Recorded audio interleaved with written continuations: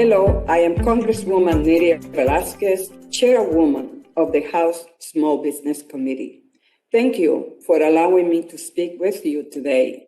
It is a pleasure to join you in celebrating the 58th Annual National Small Business Week.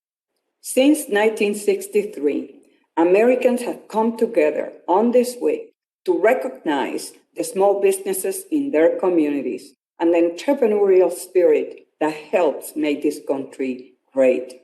The stories of the small business panelists with us today prove that this spirit is alive and well. Their efforts show that small business owners will rise to the occasion and achieve great things regardless of the challenges they face. Last year, these businesses fought through a once-in-a-lifetime crisis to make it to where they are today. In 2020, COVID closed businesses at record rates and darkened mom-and-pop storefronts across the country. The virus forced businesses fortunate enough to stay afloat to shift operations or open their entire business model to keep customers and employees safe. But despite all these challenges, which would have been unimaginable a short time ago, small businesses have done what it takes to survive and serve their communities through this crisis. Thankfully, things are getting better. This week, we are honoring American small businesses as we always do, but we are also celebrating the great progress small firms have made towards recovery. Legislation like the Economic Aid Act passed in December and the American Rescue Plan has given entrepreneurs reason to be hopeful again. Thanks to programs like the Restaurant Revitalization Fund and the Shuttered Venues Operator Grant Program, we have been able to deliver billions to small firms in need. These funds, combined with the money distributed through the Paycheck Protection Program and Economic Injury Disaster Loan Program, we have gone a long way towards helping business owners get back on their feet. But we still have a lot of work to do to reach full recovery. That is why, as chairwoman of the Small Business Committee, I am working to ensure that small business owners have a seat at the table in all of Congress's legislative efforts. Because for our nation to recover, we need small businesses like yours operating at full strength. Your businesses are the glue that holds our communities together, the engine of our economy, and ultimately the key to getting our country back on track. So thank you again for all that you do. You have had our back throughout this crisis, and I am working to return the support as Congress pursues policies that create jobs and help working families. I appreciate the opportunity to speak with you today, and I wish you a happy and productive National Small Business Week.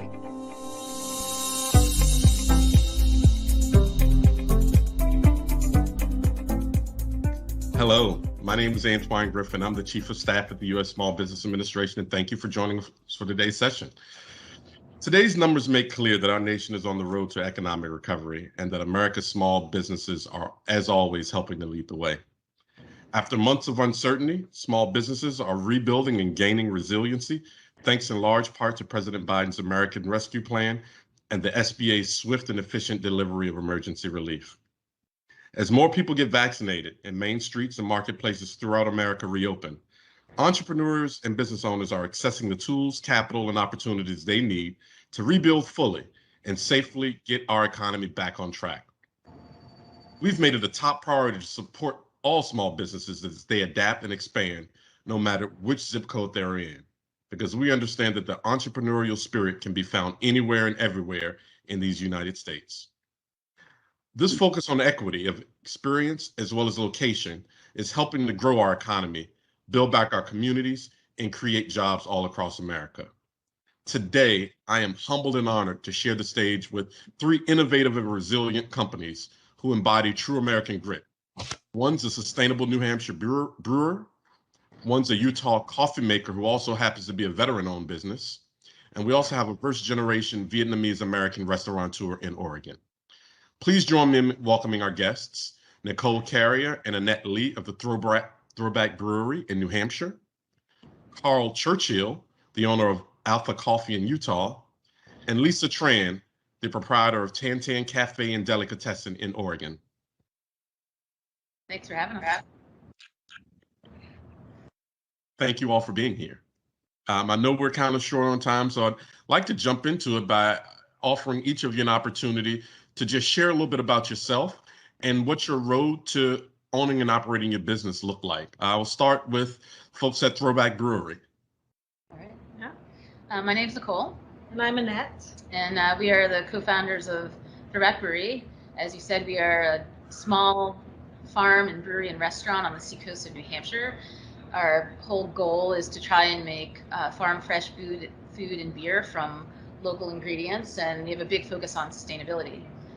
And in terms of our origin story. Yeah, Nicole and I just started this journey with the love of beer and supporting local agriculture. So we had been homebrewing for a long time as friends and enjoying beers, and kind of came up to a point in our lives where, like, what do you think about, trying to sell beer? And so kind of got started in a little warehouse about 10 years ago and quickly outgrew that space.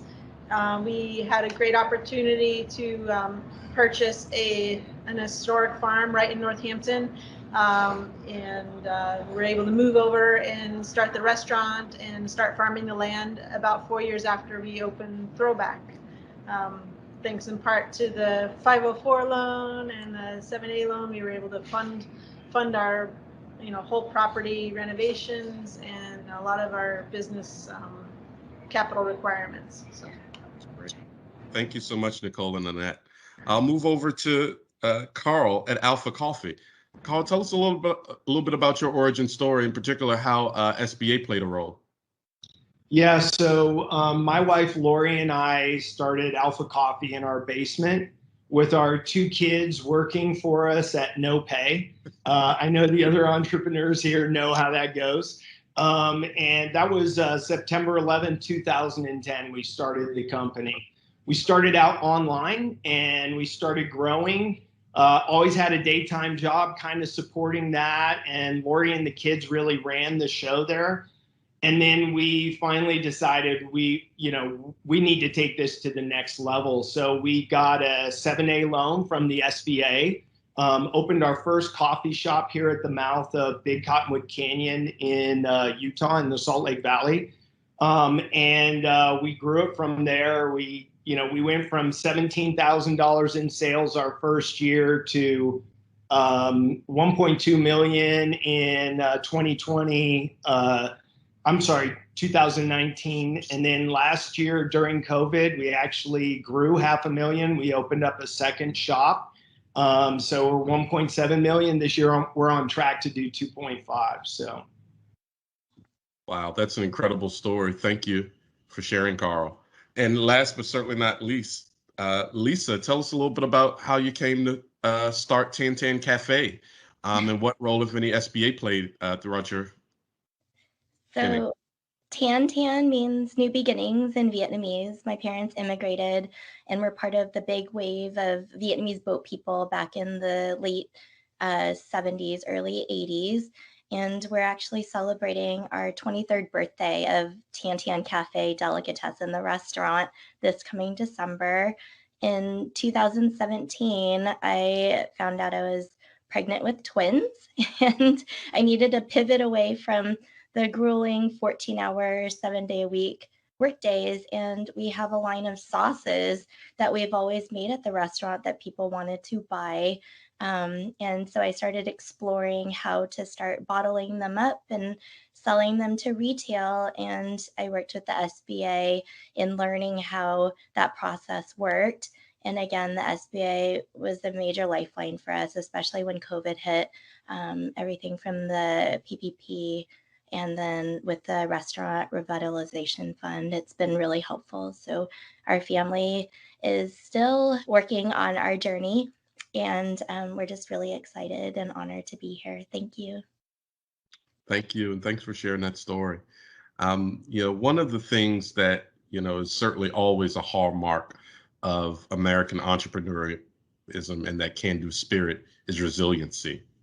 And, certainly during the pandemic, we've all had to be resilient in our personal lives and our professional lives, and certainly those of you who are running businesses that have been impacted by state and local restrictions around gathering, right, and person-to-person contact. As you've pushed forward, talk to me a little bit about like ways that you've had to show resilience, or you or your staff or your other partners have been resilient in the face of the pandemic, and any way that SBA or programs might have helped play a role in that recovery. Let's switch it up this time and go maybe with the folks from Alpha Coffee first. How about Carl? Yeah, as any entrepreneur knows, even without a pandemic, you got to be resilient. Small businesses, every day, we're out there fighting for our lives. And what we did was when the pandemic hit, we gathered our team. I should step back a second. Our mission statement is 4 bullet points: awesome coffee, be a warrior, have fun, and give back. So, awesome coffee, self-explanatory. Be a warrior is about that resiliency, about being passionate about your craft, about supporting others, serving others. Have fun. We always try to have fun and give back. We've given back over 20,000 bags of coffee sent downrange to deploy troops, and donated almost $100,000 to veteran-focused charities that help the planet, and local-based nonprofits, because our mission is veterans, planet, and community. So that's our give back program. So we gathered the team together. We always say at Alpha, we win as a team. So we laid it out to everybody and we said, listen, here's our battle plan. We are not giving up. We're going to fight through this pandemic. We're not shutting down. We'll do whatever it takes. We asked the team if there's anybody who feels uncomfortable being facing the public or being in this environment during the pandemic, you can take a leave of absence. You're welcome back whenever you feel comfortable again. If some of you can take a few less hours, so those that need to maintain full hours can get their full hours, that's great. But anybody who needs hours gets hours. Lori and I are not taking a salary until we feel like we can afford to.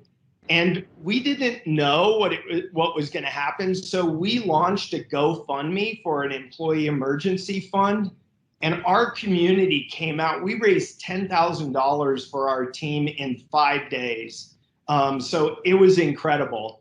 Now, executing that battle plan meant that we were shut down. You weren't allowed to come in and order. It was only curbside delivery. Our point of sale system didn't support that.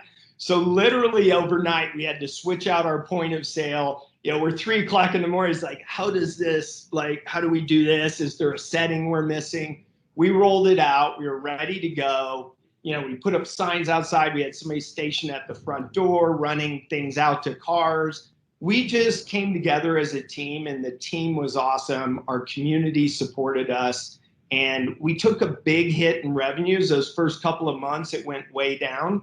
We had people leaving $20 tips for a cup of coffee, and people coming out here and, pulling into the parking lot and sitting on the back of their tailgate and meeting other people socially distanced to have coffee in the parking lot or out on we put picnic tables all around outside, and we survived. We didn't just survive. After that initial dip, we started thriving. So. That's great. And did you have an occasion did you pursue either the Paycheck Protection Program or any EIDL or any other SBA programs during the pandemic? Yeah, absolutely. Thanks for reminding me. Yeah, there was this little thing called the PPP that really helped us maintain that payroll. I mean, honestly, without PPP and an EIDL loan, it would have been touch and go. That was a lifeline for us. Both of those were significant and helped us to accelerate out of this and to, we're at 40 employees now. And we actually increased our employee count over the last year and a half. And a lot of that was access to capital through the SBA. It's just critical as a small business. You need that. That's awesome. And it's really heartening to hear because, in Washington, we only hear about the things that don't work with our programs. Oftentimes, sometimes it feels that way, I should say. Now let's turn to Lisa at Tantan. Talk to me a little bit about like your story during the pandemic. Particularly like how you'd gotten through it, and any role SBA or our programs might have played. Well, for sure, the PPP was a lifeline. We saw our numbers in revenue drop about 40 to 60% during that period. And so the PPP, the process to apply for the PPP was actually very, very straightforward. We worked with our bank to do that. And I mean, it was just a check that we could just deposit, and we used it towards payroll. And some of it, we found we could use it towards rent of our restaurant, which was really nice. And then their forgiveness portal that opened up to apply for PPP loan forgiveness was amazing. And since then, we were able to qualify for the second round of PPP. And I think the second round of forgiveness is coming up. And honestly, I don't know what our family would have done without the PPP and that kind of security that it afforded us to keep the doors open. Our main focus was to stay open, even though, the restaurant operations kind of pivoted to only takeout only. And it was just because we needed to keep our little mini ecosystem open, because if our restaurant closed, it would affect, the bakers who baked our bread. It would affect the produce companies. It would affect all of these little small businesses that we utilize to support our own restaurant. So we really, really needed to stay open, and the SBA and the programs that we qualified for really, really afforded that for us. So thank you.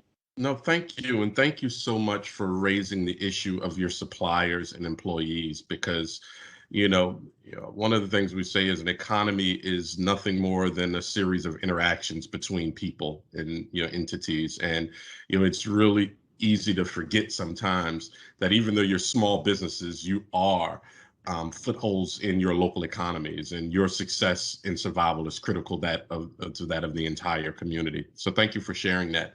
And shining a light on the suppliers that we support through these efforts as well. And certainly not last but not least, tell us a little bit about what your store was during the pandemic at Throwback, Annette and Nicole. All right, I'll go. Carl, when you were speaking, I think the two of us were nodding our heads a lot, because there's just a lot of similarities. I mean, all of a sudden, like running a bustling, thriving business, and all of a sudden, whoop, you have to shut your doors. And we did very little takeout before. Our POS system didn't support it. So same type of story. We had to go ahead, get an online ordering system together, figure out how curbside works. But I think for us, like if COVID has a silver lining, it was showing us the resiliency and the creativity of our team. So that very first day, we knew we had to be shut down. We took the whiteboard in our staff room. We're like, okay, go. Like everyone write ideas for what we can do. And some of the ideas we executed on were like silly and fun. So we did a drunk history recording that we ended up having like hundreds of people sign up for and like watch us reenact the story of Frank Jones, who's a Portsmouth original brewer. We started doing take-home meals, which are really very successful. We also, we're in New Hampshire, it's snowy all winter, but we were like, you know what, let's get some fire pits and see what happens. We got 8 fire pits all winter long. It was booked, like people bringing their families, eating outside, drinking in their beer, snowsuits, drinking beer, eating with a fire pit in the middle. Our chef made homemade marshmallows and cookies so we could have people do s'mores. We made sausages like weenies over the fire. We also, Annette purchased a pretty large ice rink. Yep. So we got the ice rink outside, and so we had like skating. And I think one of the other things that we did was we make everything from scratch here, and I make a lot of sausage. And we were always joking about creating a line or a brand of sausage called Lady Sausage, because we're women, you know, making sausage. And we decided, why not just do it? So now we have a whole line of salami, cheeky kind of merchandise we call, you know, Lady Sausage, just seasoned with sass. So we have salami, fresh sausage, and merchandise that people can buy here. There were other things, but I think those kind of like the highlights of what we did. And then in terms of the help from the SBA, Lisa, you're like spot on. Yeah. Gosh, like we would have been, I don't want to say screwed, but I just did. So like we would have been in a world of hurt without we got 2 rounds of PPP as well as a restaurant revitalization fund. First, the PPP was all payroll. Right? Yeah, it went to all payroll. I also think one thing that helped us a ton is that our 504 loan is you know, $1 million that we got to help buy the property that we're in. And so having those monthly payments paid by the SBA gave us so much relief in terms of cash flow, because at that point it was like all about cash flow, and that was super, super important. So yes, thank you very much for that. That's great. So everything from some sauces to some sausages to you know, skating rinks, and it sounds like there was a tailgate pull up in you know, coffee in Utah. It was really heartening to see how like you all have sort of worked with your community, your partner, you know, to keep your employees, to keep your suppliers afloat, and to continue, you know, serving your community, because it's people like me that like needed to get out of the house. And couldn't be relied on to cook our own food and make our own coffee all the time. So thank you. Or certainly not make our own beer. I want to pivot to another question. This is like really at the heart of why we're doing this event. And really want to ask you what piece of advice you would give to the other entrepreneurs that are watching this virtual summit, especially those who are nervous about either starting a business or expanding it, right? Like particularly during these uncertain times, or some who are even thinking about quitting. Like, what advice would you give them? Either your practical, professional, or about seeking out assistance. And I'll start this time with Lisa at Tantan. I would say if you're watching this and it's something that you've always wanted to do, I would just say do it. There's a huge community out there. You see me sitting here with Alpha Coffee and Throwback Brewery. It's a community. Small business owners are our own special group of people. And, you know, it's hard work. It's grueling work, but we're here because we have a passion and we love what we do and we really believe in what we do. And also there's a community and network of support here. If you have any questions, the SBADA is probably the very first place that I check with first. The website is amazing. It's really streamlined. And not only that, but you get a really wonderful sense of, you know, what support you need, and you'll get it with the SBA and also working with other small business owners. It's just, I can't speak more highly of our experience and, you know, the help that we continue to receive long after we've, you know, established our businesses. I'd go over to Carl at Alpha. Any words of wisdom or advice you'd give to entrepreneurs, especially those who are nervous about either starting or expanding their venture here during the pandemic? Well, we were talking a little bit before this started, and I was saying to Nicole and Annette and Lisa that, you know, I often tell people, if you want to be an entrepreneur, you'll get paid less, have less time off, you know, you'll work harder than you've ever worked, but you're going to love it. we're part of a tribe. Entrepreneurs, you know, virtual fist bumps to everybody here. It's hard. It's satisfying. You know, my wife, Lori, and I talk about it all the time. There's nothing else we'd rather be doing. So that sense of achievement, that sense of accomplishment, go for it. Like if you want to be an entrepreneur, do it. It's and you know, there's never a good time to start a business. But if you have, you know, the SBA is a great resource. Other entrepreneurs are a great resource. The small business development centers across the country. There's all kinds, there's a whole tribe of people willing to support you. And once you become an entrepreneur, Lisa was mentioning this, and I think Nicole and Annette were as well. Us staying in business supported all these other small businesses. We highlight local products that we sell in our shop, and we have become friends with those people. That sense of community is just so satisfying. So it's you know, it's a tribe, and we love it, and we appreciate the help.